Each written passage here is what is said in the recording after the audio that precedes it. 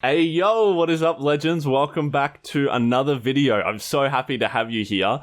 As you would have seen today, we're going to be breaking down how to get your Amazon images done, and I'm going to be covering what covers a great photo, where you can get them done, and a little special trick that's going to save you time so you don't have to send your product off to lots of different locations. As always, if you get any value from this video, make sure you smash that like button. It's totally free and it helps me out so much, and it allows me to keep making these great videos for you guys. But thank you guys so much for watching. Like always, I'm going to be going between the camera and my screen. But let's get straight into it. So first off, I just want to break it down that for me, I always explain it like Amazon is very much like Tinder or like any sort of dating app, right? When we go onto Tinder, what's the first thing that we look at? We get people come up and we're going to look straight away at their image. So you're on there, you're looking for either a guy or a girl, whatever floats your boat, and the image comes up and you're not even going to read the description if you don't like the photo. If it's a bad photo, you're going to be swipe left. I think if it's bad, I've never used Tinder, so I don't know. I'm pretty sure it's swipe left if you don't like it. And it's the same for Amazon, except you're not on there shopping for a partner, you're shopping for a product. And the first thing you see is that big first image, and if yours is not as good as other people's, they're not even going to pay you any type of attention, and you're not even going to get a chance. It's only once your image is good and it's grabbed their attention that they're going to go on and look through your other images and read your description and your enhanced brand content. But if you don't knuckle down and get that first photo right and then entice them with the next photos, you're not going to get any more sales. Now, a couple assumptions I'm going to be making in this video is, this video is about not taking the photos yourself. I never, ever recommend taking the photos yourself unless you're a professional product photographer. Even if I know there's some people I know that are really good photographers, but they don't specialize in product photography, so perhaps they could then learn it. But if you're not proficient in product photography, you just taking the photo either on your phone or even with a good camera, but you're not knowing what you're doing, is never going to compete with somebody who does. So in this, I'm assuming that we're going out and we are working with a professional, either an agency or you're hiring a freelancer. I personally have always worked with a freelancer. I haven't had great experiences with agencies. I always go through Upwork, but you can also use Fiverr. It's just that I found that for bigger and more serious jobs like images, that there's a more extensive range of talent on Upwork. So you can just go on there, post a job, say I'm looking for a Amazon photographer for our new product. I always find some examples of some images that I like, which I'm going to show you some here shortly. I put them on the job listing and say, I'd love to have your ideas on how we could incorporate these for my new product. And then you're going to have freelancers come to you. They're going to share examples of their work, let you know their quotes, and then what they think they can do. And then that allows you to choose the best person to work with from there. So because of that, I'm not going to be covering anything like the lighting or showing like the best angle of the product or anything like that. If you're working with a professional, they're going to already know how to do that. All the other points, like how we're going to couple it, what type of photo we want to be taking, and then some other options, that's the kind of things we're going to be covering today. And then lastly, before I go into what makes up a good photo, you need to know the 3 different types of images that we're going to be talking about. So one is your hero shot. That's the main image on the white background that people see straight away. It's your very first image. And then the second type is a lifestyle photo. So that's where your image is being used by people or in a scenario where it would be used. It's not on a white background. And then the third are infographics. So it can be a combination of either your hero shot or the lifestyle with whatever background it's on. But then it also has words and maybe graphics that are on the photo as well to help tell a story or to help get conversions and share information about the product. Alrighty, so we're going to go into now what is it that actually makes up a good photo. And the first point we're going to be focusing on is ensuring that your product is the focus of the image. Now, I see a lot of people on Amazon who think they want to incorporate these amazing lifestyle photos and they bring in all these different elements. And what ends up happening is that your product is lost in the image. There's so much for the viewer to look at, so they don't know what to focus on and they can't really focus on the selling points of your product. If we go into my screen now, I've got a couple of good examples here, and the first one we're going to be looking at is wrist wraps. You can put them on when you go to gym or with people who have injured wrists. They're there to support them just with the everyday things. But we come in here and we have some really good photos on this listing. So we've got the hero shot here. It's a nice close-up and it shows the product really well. And then we can sort of come down to these more lifestyle and a couple of their infographics. And we can see that the product is the main focus every time. Even though there's a couple of other things in there, the main focus and the main thing you're looking at is the product. Even like this one and this one where there is other things going on with people and plants, you can still see that they have the image near the front and that it's still quite large compared to a lot of the other items in the photo. And now if we jump over to another wrist wrap, which is a worse example, to be nice. Their hero shot is okay. It looks a bit funny. It's probably been photoshopped on. You can kind of tell that the hands don't fit the actual wrist wrap itself, but we'll go more into Photoshop later. But if we come down here to some of their hero shots, some of their lifestyle shots, we can see that we can't really even notice the product.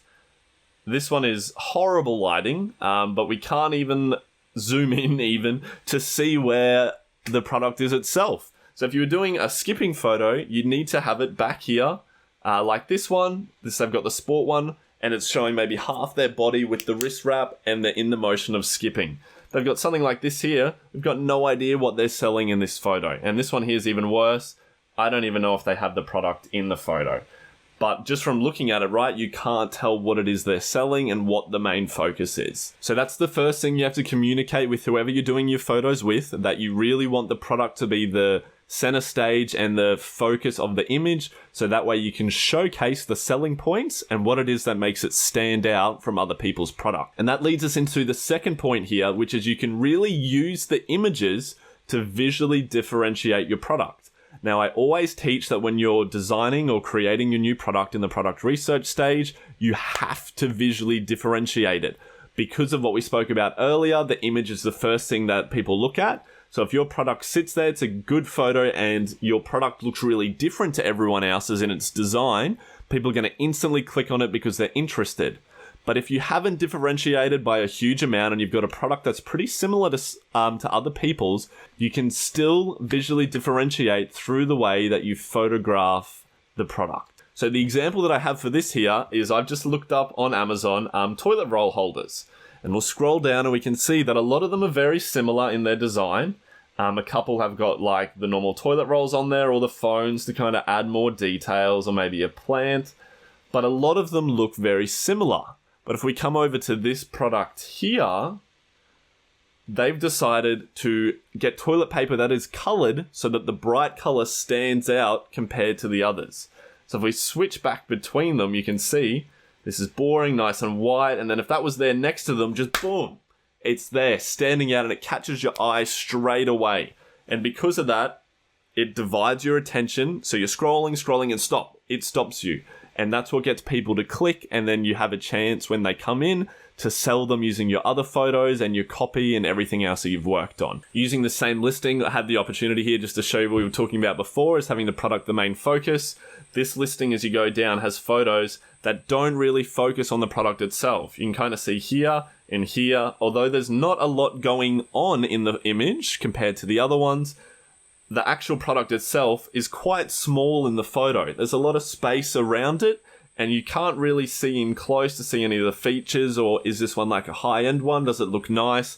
It's quite blocked out and shrunk down compared to a lot of the other stuff in the photo. And then our third point, which is sort of going to be a combination of two, is having your images tell a story and how you can really incorporate this through the use of infographics and text on the images. Now, when you're using text on your images, it needs to be something that you use sparingly and that it's very easy for the person to read. Nobody wants to read small text, and when there's lots of it, it's the quickest way to get people to click off your images. So again, I'll show you a bad example first. If we come back to the bad wrist wrap that we have here, as we come down, we can see here straight away, there's a lot of small text and there's a lot of it. So nobody's going to want to go through and read that, and then the imagery that they have to go with it is not visually nice to look at. It's very basic. And it's very, very small. You really want your infographics, or whenever you use text in a photo, for the majority of the photo to be the image. Almost like a 90 to 95% of the image be the photo, and then that 5 to 10% is the image, is the text. You don't want anything more than that.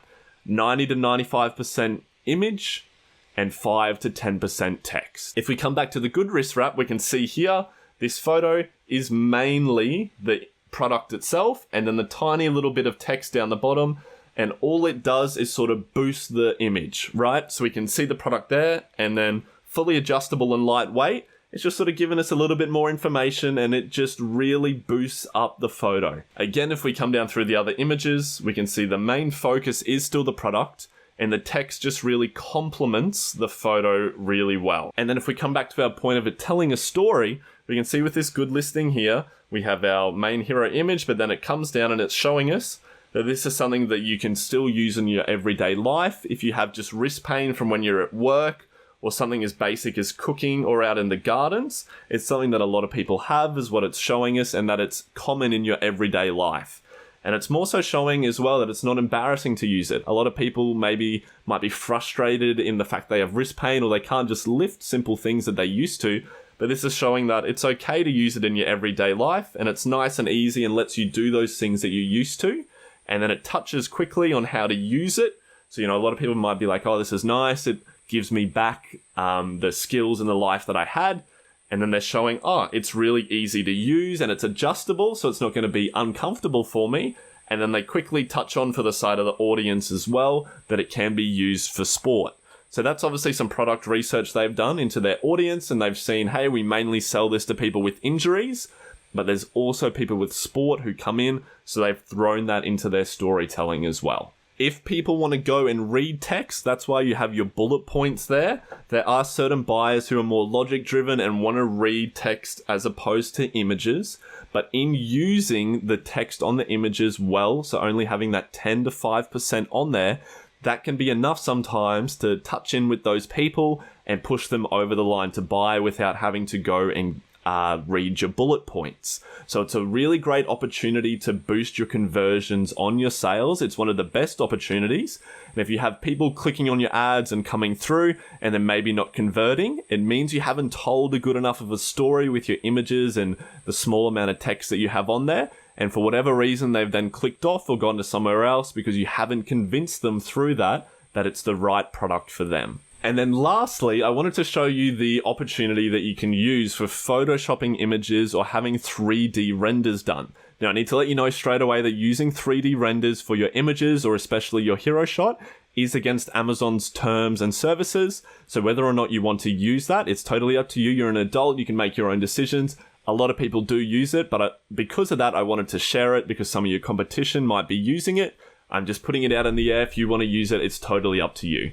But you can, without having to send your product off to a photographer and then have models brought in and have to pay for a studio and stuff like that, you can just have your image photoshopped or 3D rendered, which for a lot of people can be less expensive and a lot quicker. So my experience with it on Upwork, I've worked with this gentleman here who does a lot of, I believe it's composition is what it's called, correct me if I'm wrong, and photoshopping in with the images. So an example for it, he has this work here that he shows, and that there's this photo of the baby, and then this is the product, and he's able to compose it in so that the final image looks like this. Oh, I thought that would zoom it in. So it looks like that, and you can see that right there looks like it's an actual photo you've had done. You've had that model come in, whereas that picture of the baby is just a stock image that you can buy online. They're only like a couple of dollars each. You can come down, we can look at a couple more. That's the product image, that's the stock image, and then it goes in there and it looks fantastic. If you wanted to get that same photo done as a lifestyle photo, you'd have to pay to hire a baby model, the mum model, and then the studio that you'd be using for the shot as well. But somebody's already done that and you can just buy that image online. And then the last example here, you can see that he's got these ones of the socks and then the feet, and then able to compose it on. So then you've got a photo of a little baby using the product that you have. And then the 3D renders as well. I've just gone into Google and gone 3D render product photos. So you can see right here that this is you could use this as a hero shot. And that looks real, right? Like that's not an image that was taken by someone with a camera. That's a 3D render in a program of a product. So this allows you to have the product in any rotation that you want. That's like showcasing any of the selling features. And it takes a much shorter time frame than having to send your product to someone and having them book the studio and pay for the models. The last example here, so this is another 3D render. You can see here that nearly all of this image is 3D rendered. So the bathroom itself, a lot of the bath, the lights, the mirror, it's all been 3D rendered in, and that looks extremely realistic, like someone's taken a photo itself. So it's not just limited to the small little lifestyle shots. You can have your hero shots done, and then the extensive lifestyle shots to show people what it's going to look like in their home or a nice home. And then, of course, you can have a combination of the two to create your infographics and use the text to convert. So there you go. Now you know what you need to do to go out and have great images done. It is something that you sort of build up the knowledge on when you first start out. You really want to take the time in hiring and working with the right person and explaining that you haven't done it a lot of times. You're really going to save a lot of time and money by finding examples of photos that you like.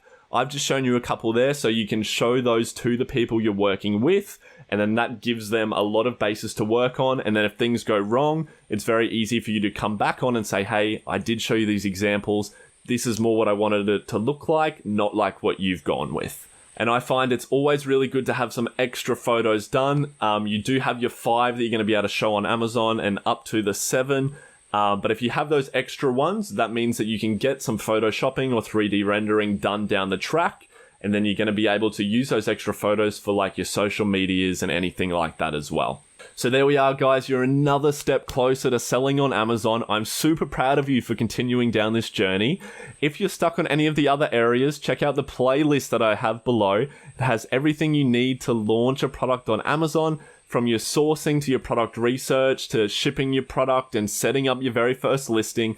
It's all down there with everything you need to launch a product in 2023. And then if you have any other questions, please leave them in the comments. I always go through and check them out. Or come along to our Sunday product talk. I go live for an hour where I go through different products and show my product research. And I'll break down why I think a product's good or why I think a product's bad. And if you come along, you can ask me some questions about your products or some ideas you've had, and I'll be able to help you out in any way that I can. So I'm usually there for almost an hour every single Sunday. So make sure you jump in and take advantage of that opportunity. But thank you guys so much as always for watching. I'm so excited to see you in the next video, and I hope you smash the rest of your day. And as always, don't forget, you're only one product away from living the life that you've dreamed of. Have an amazing day, legends, and I'll see you in the next video. Bye.